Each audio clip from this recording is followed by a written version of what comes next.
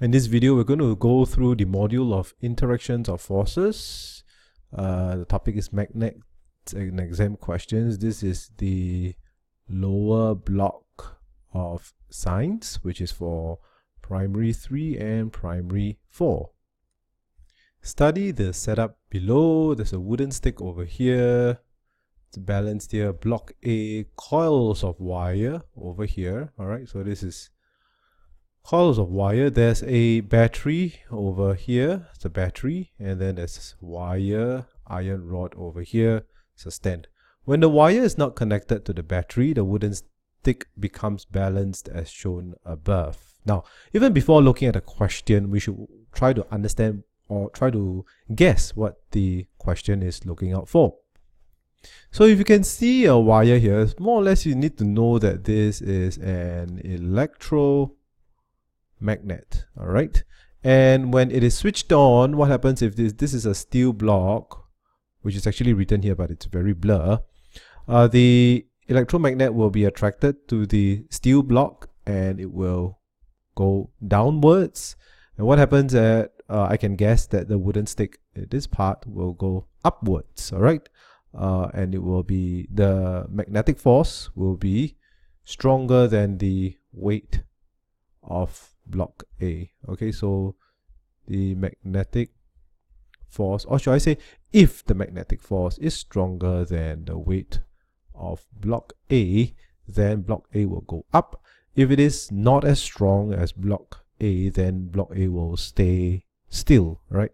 Because it will not have enough strength to push this iron rod downwards.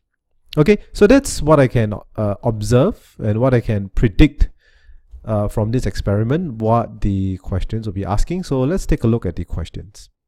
When the wire is not connected to the battery, the wooden stick becomes balanced as shown above. So what that means is that the weight of the metal rod, this iron rod, the weight of the iron rod, so the weight of iron rod is equals to the weight of the block A. All right, because when it's not connected means there's no magnetic force, so the wooden stick becomes balanced, so it's the same weight. However, when the wire is connected to the battery, all right, the wire is connected to the battery, the iron rod is pulled downwards towards the steel block. Explain why. So we have this famous explain why again. So remember, whenever you see an explain why, there is always an initial observation and then there's a final observation, and in between you will need to give the scientific explanations step by step, answering the questions so what. All right, at every stage. So I'm going to teach you how to do this, especially if you notice that this is a 2-mark question. So you are going to have to tell them first what you initially, which is at first what you see, at last what do you see, and in between what are the scientific explanations that explain the last observation. So the first observation is wire is connected to the battery. So write that down. Wire, that's the first observation, is connected to battery. All right, so what if the wire is connected to the battery?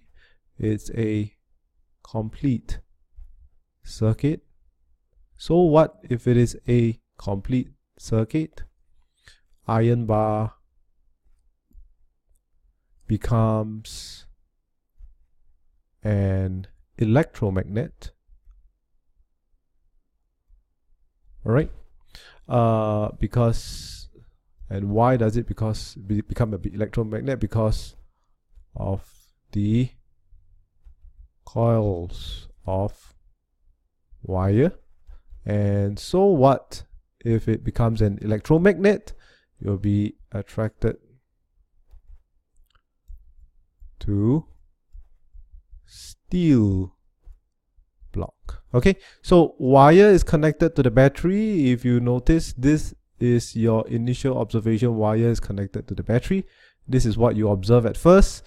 Pulled downwards towards the steel block, attracted to steel block, or you can say pulled downwards to the steel block. This is the final observation, or the last observation. You see, in between, these are your scientific explanations. Because wire is connected to the battery, there's a complete circuit.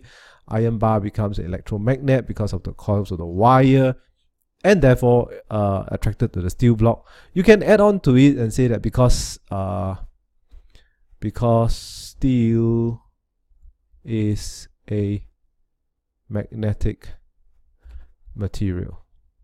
All right, you can add on to this and say steel is a magnetic material, and that's why it's pulled down towards the steel block. So that's how you see what you observe first, what you observe at the end, and then use a series of scientific experiments to explain the reasons why these two observations happen. So that's how you answer a 2-mark explain why science question.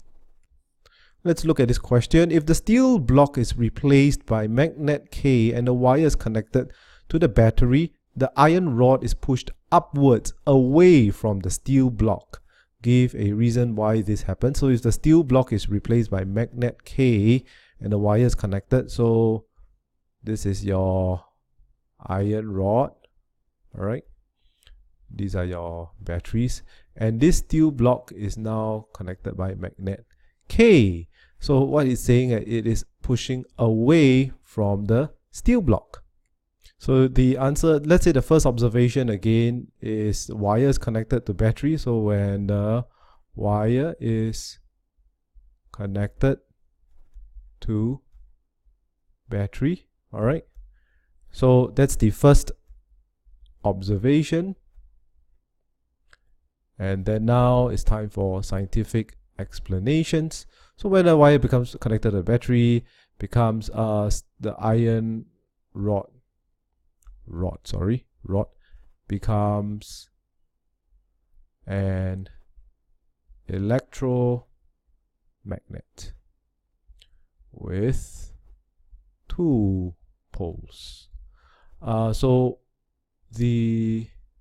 Because this thing is going upwards, right? So you know that the like poles are facing each other. So if this pole is north, then this pole is also north.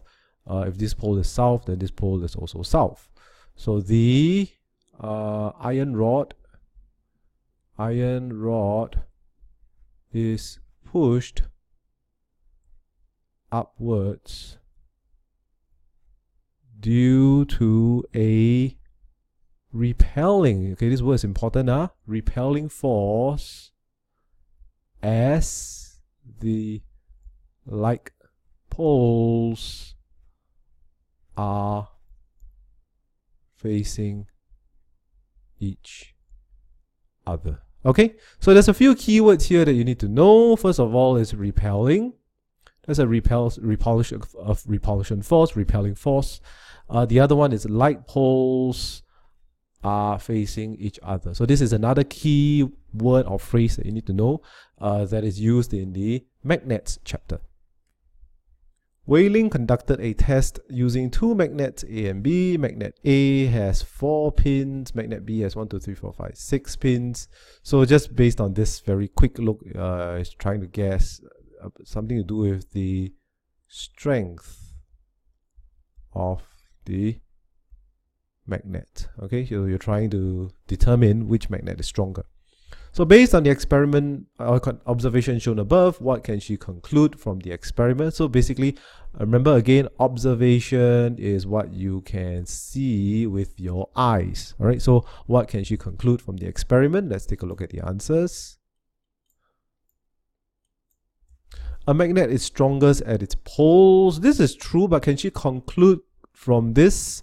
Nope, she cannot. All right, because if you want to conclude this, you need to put a magnet like that, north, south, and then there will be more pins over at the poles. All right, more pins at the poles and lesser pins in the middle.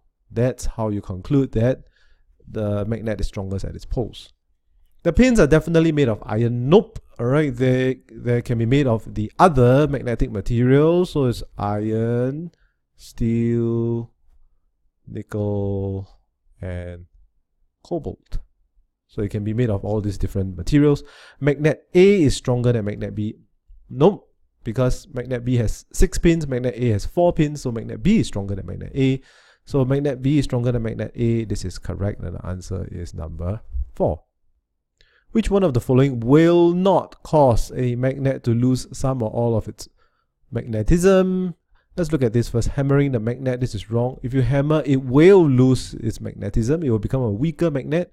If you heat a magnet, it will lose its magnetism, so it's not this as well. It will become a weaker magnet. If you drop a magnet, it also will weaken a magnet. So the answer is number 1. If you wash a magnet, it will not weaken the magnet. So it's number 1. Mealy wanted to find out which part of a bar magnet has the greatest magnetic strength. She conducted an experiment using the setup as shown below. So A, part B, part C, part D, paper clips. So even before we read the question, we should know that the strongest strength is at the end of at the poles of the magnets.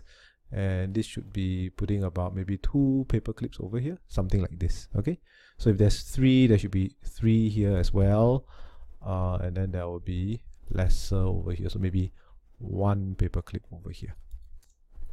She recorded the number of paper clips attracted by the magnets at part A, B, C, and D. She repeated the experiment using pins and recorded the results in the table. Part A, B, C, and D. So remember, these are the poles. These are the poles. So 10, 4, 5, 11, 19, 11, 11, 20. That's correct. We should be expecting about this number, right? About half of the middle should carry about half of the edges. Based on the results above, what conclusion can Mealy make about the strength of the different parts of the bar magnet? So conclusion is different from explain. Again, explanation questions need you to have your first and your last observation, and then in between is your scientific explanation. For conclusion questions, so conclusion, you are supposed to find the scientific explanations. All right. So again, explain something, you have to use the scientific explanations that you already know to explain why something you see is happening. But for conclusion questions, the difference is you are supposed to try and find a new scientific explanation, which you should probably already know. All right, so you're not supposed to find really a new that you have never seen before, but you should already know this scientific explanation. But you can conclude that this scientific explanation is therefore correct or real, or is true. So let's see what kind of scientific explanations we are supposed to conclude from this experiment. So based on the results above, what conclusion can Mealy make about the strength of the different parts of the bar magnet? So you can tell that the magnet is strongest. So there are 2 conclusions. So number 1, the magnet is strongest at the poles. Okay, so this is very important. You must write at the poles and not A and D. If you write A and D, this is wrong, and it's because A and D is a observation. You observe that the magnet is strongest at point A and point D. But after thinking about it, then you come up with this scientific explanation that says that the point A and point D are the strongest because they are the poles of the magnet. So with this scientific explanation, or with this theory, then you can try on another magnet. So now you say, I can try on a U-shaped magnet. All right, so this is north and this is south. So now, because my initial conclusion was strongest at the poles, right? So now I try to put some paperclip over here and here, all right? And is it weaker as compared to the middle of the horseshoe magnet, and then I can say that my conclusion is correct or not. Okay, but the essence of what I want to teach you in this lesson, in this question, is that when you see the word conclusion, you must write the scientific explanation using science terms, using keywords, and therefore A and D is wrong because A and D can be any position anywhere, but you need to conclude or need to realize that A and D are the poles of a magnet, and that's why and your conclusion is that they are strongest at the poles of the magnet. The second conclusion that I can make is if you look at B and C, so magnet is weakest at, again, if you write B and C, this is wrong. You should write the center of magnet. Okay? And therefore, as let's say as your friend or as your teacher, when I look at the conclusion, I can say, oh, you conclude that magnet is strongest at the poles and weakest at the center? Cool. Let me try with another magnet. All right, is it true? Or let me try with another shaped magnet, or can I try a button magnet? Then I can test whether your conclusions are true or not. And that's what science is all about. But if you say magnet is strongest at A and D, it's like, you know, if I go to a round magnet, then where is my point A and point D? Is it here? Is it here? Is it here? Is it here? All right, there can be point A and point D's everywhere. So you must say at the poles, so that other magnets I can test and confirm that your conclusion is correct. Millie then bought a U-shaped magnet with its south pole close to the bar magnet. So this is the south pole. She observed that the bar magnet moved towards the U-shaped magnet as shown below. So the bar magnet moved in this way towards the U-shaped magnet. So the question state the pole of part D. So what, this is part D, So the pole of part D of the bar magnet and the property of magnets that is demonstrated. So pole of part D, if this is south, then this must be north. All right, so this is the north pole. And the property demonstrated is like poles of a magnet attracts each other. All right, or you can say like poles of a magnet have an attractive force. So that's the property that is demonstrated in this specific experiment. Peter sets up two bar magnets as shown below. He brought compass X towards one end of the bar magnet as shown in the diagram below. So compass X is here. So the thing about compass X is compass, the property, right? Compass will point towards magnets. All right. And he has compass Y over here. So let's see the question. Which one of the following diagrams correctly represents the direction that compass Y will point to? So compass Y is here. So I said compass will point towards the magnet. So compass Y will point towards the magnet over here. So if you look at this, nope, it will not point upwards. Nope, it will not point this way. Nope, it will not point down. This is the correct answer. So the answer is number 2. Minute wanted to find out if the number of coils around a rod affects its magnetic strength. So you're trying to find out number of coils. So therefore your change, even before looking at the question, right, you must understand that your change variable will be this one, number of coils, the thing that you want to find out. She used identical rods, batteries, and wires in her setups below. So set up P, Q, R, and S. Which one of the following shows the correct arrangement of the magnetized rods according to their magnetic strength, starting from the weakest to the strongest? So again, I always draw my ladder going up. So I want the weakest to the strongest, and I can label it and put it over here. So set up P, set up Q, set up R, and set up S. So you must realize that the more coils, the stronger the magnet. All right, the more coils, the stronger the magnet will be. So if you look at the 4, it's very obvious that setup S is the strongest. All right, so weakest to strongest, S will be the strongest. And P is the least coils, so P is the weakest. So somewhere these two will be in the middle. So I think R is stronger than P and Q is stronger than R. So if I rank it up from weakest to strongest, it's PRQS. And if we look at the answer, PQRS is wrong. So mine is PQRS, so it's PRQS, PRQS. So this is correct. The answer is number 2.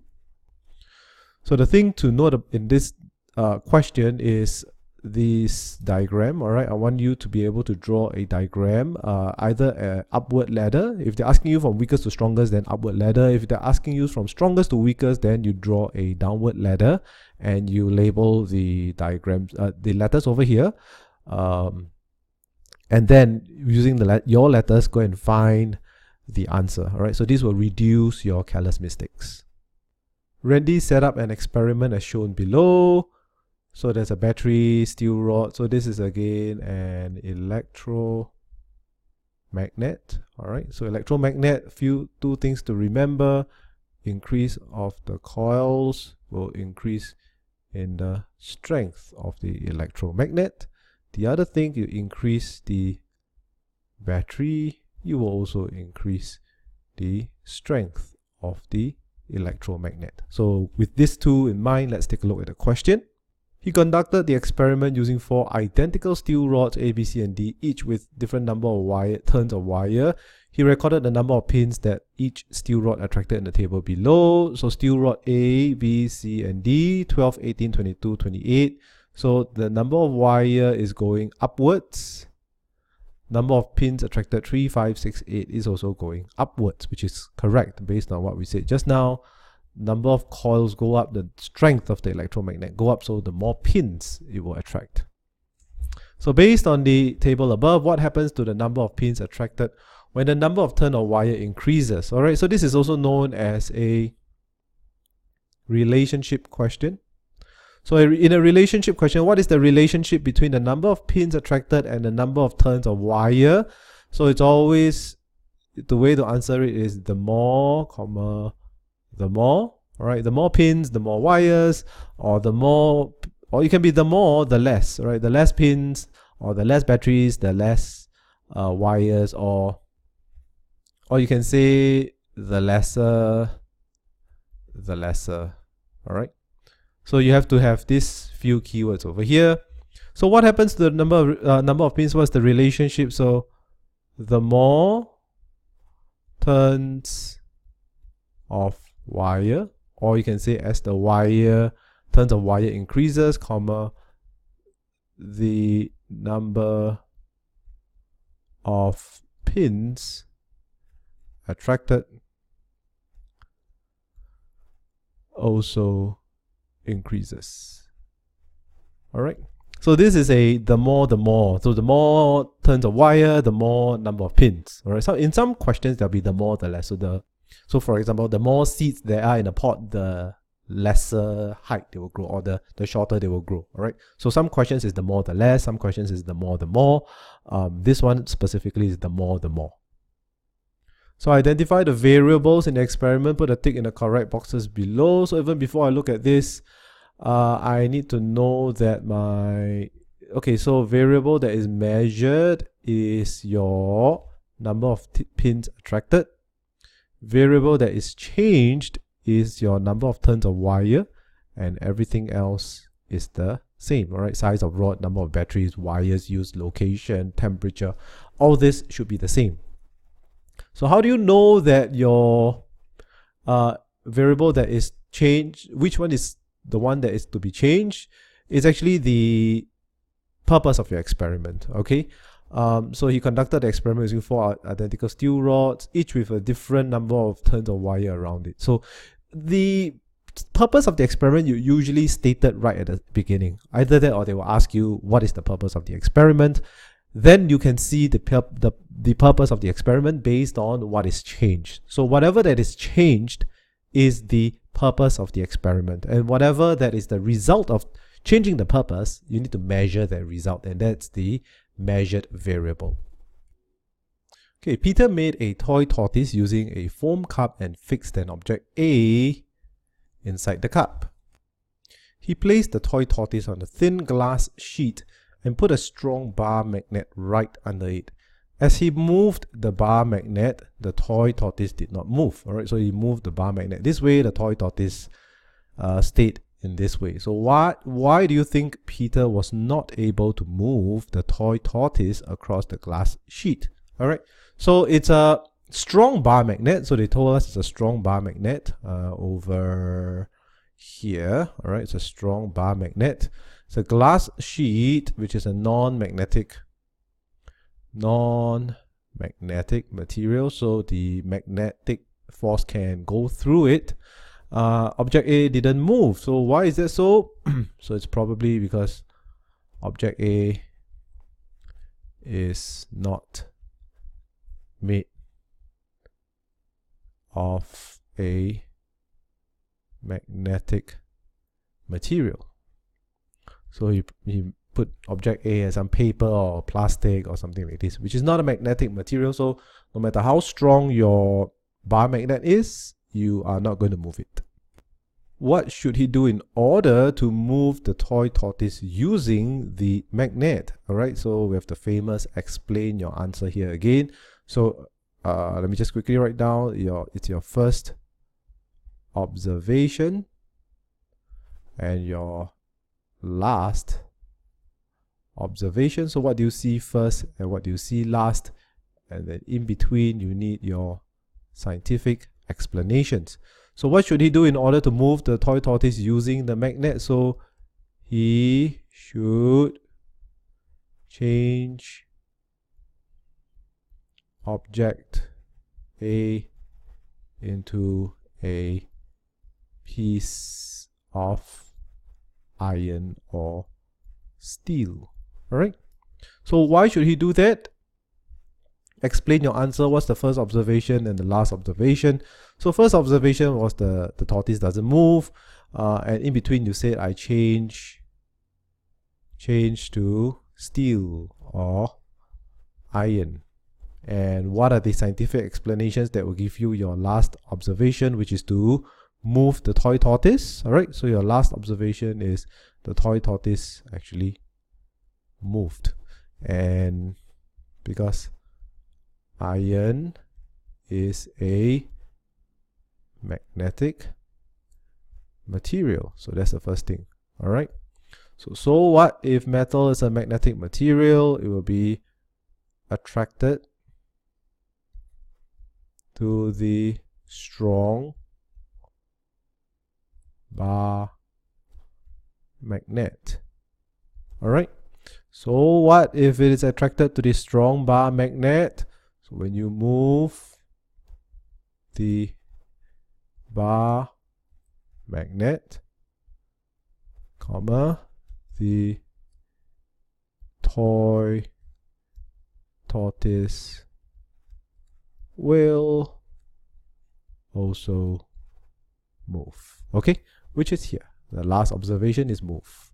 Alright, so change object A into a piece of iron or steel. This is your first observation.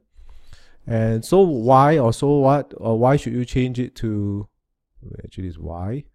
Why should you change it to a piece of bar magnet? Because iron is a magnetic material. So what if iron is a magnetic material, is attracted to the strong bar magnet? So what if it's attracted to the bar magnet? You have to move the bar magnet. So when you move the bar magnet, the tortoise will also move, and this is your last explanation or the last observation that you want. So therefore, that's the answer. Alright, so I repeat again. Write down your first observation, your last observation that you should be looking at. Put in your scientific experiments and continually ask yourself, so what, as you give yourself the explanations. What will happen when 3 bar magnets are hung in the manner as shown below? North, south, north, south, south, north. So these two will attract and this one will repel. All right, so you should be looking at something like that. These two will attract, okay, and the thing will go here and this one will be further away, something like this. So it's north, south, north, south, south, north. All right, just a quick thing. The only way to determine if something is a magnet if it shows repelling. All right, so if it shows attraction, you cannot determine that it is a magnet. You can only determine that it is made of a magnetic material. All right, because if it's an iron bar, it will also attract. If it is a magnet with unlike poles, it will also attract. But only like poles with magnets, it will repel. And therefore, if let's say I tell you I don't know what is this, all right, I don't know what is this, but I know that it's repelling from this magnet, then I know for sure that this is a magnet. But if I say this two is attracting and I don't know what is this, all right, if I don't know what is this, then this is a question mark. Then I cannot be sure that this is a magnet. I can only be sure that this is made from a magnetic material. All right. Yeah, that's the thing. So you must see that it repels before you know that it's a magnet. So let's look at this. The magnets, I don't know what's this. Magnet Y will start spinning. Nope, it will not start spinning because it will be attracted to this and it will repel from this. If this is also north, and this is south, then magnet Y will start spinning. The south will come here, it will be attracted to this. The north will go here, it will be attracted to this.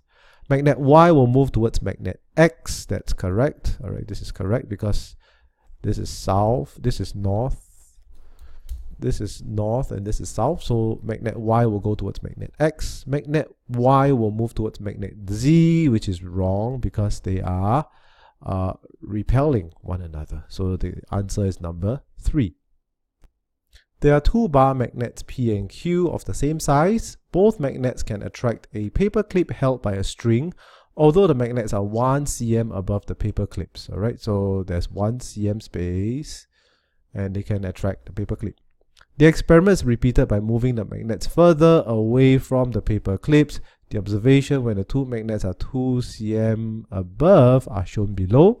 So 2 cm above, P can still attract, but Q, the magnet has dropped down. So based on this experiment, you can tell that P is stronger than Q because at 2 cm, P is still attracting the magnet, but P is still attracting the paperclip, but Q's paperclip is already fallen down. What can you conclude from the observations? Magnets can act at a distance. This is correct because there is a distance of 2 cm and there's even a distance of 1 cm. So it can act at a distance. Unlike poles of the magnet attract, you cannot tell this, all right, because this is a paper clip, it is not a magnet, so you can only tell that the paper clip is made from magnetic material. The strength of a magnet is dependent on the size. Nope, you cannot tell because P and Q are of the same size, so you cannot tell that they are dependent on the size. Magnet P, if you look at the last one, magnet P has a stronger magnetic strength than magnet Q. All right, this one is correct, okay, because at 2 cm, P is still attracting the paperclip, but Q's paperclip has fallen on the ground, so the answer is A and D. So A and D is number 1. Which of the following metals is magnetic? You have iron, which is correct. Silver is not. Copper is not. Aluminium is not. Answer is number 1. All right. You need to remember your magnetic materials, which is iron, steel, nickel, and cobalt. All right. So these are the 4 magnetic materials. Study the diagram below. Which parts of the magnet have the strongest magnetic pull? We know that the poles of the magnet have the strongest magnetic pull, so it's A and D. And the answer is number 2.